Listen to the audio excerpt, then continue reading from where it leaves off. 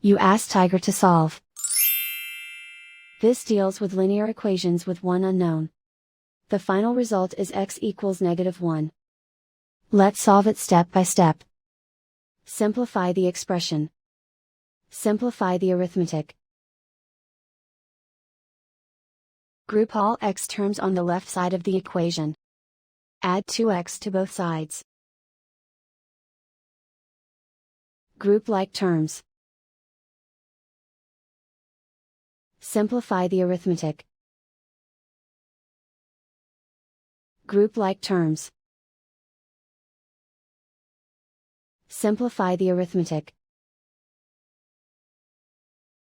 Group all constants on the right side of the equation.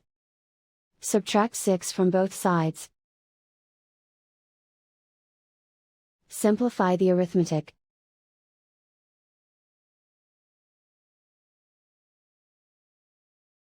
Isolate the x.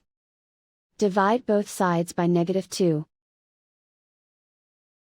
Cancel out the negatives. Simplify the fraction. Move the negative sign from the denominator to the numerator. Simplify the fraction.